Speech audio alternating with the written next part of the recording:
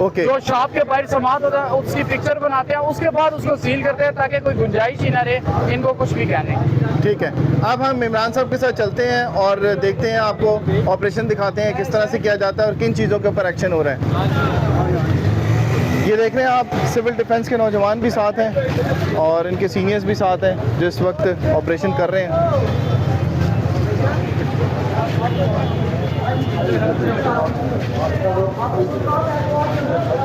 Shop seal होगी, ये कौन सी, ये सील की है अभी, ठीक है।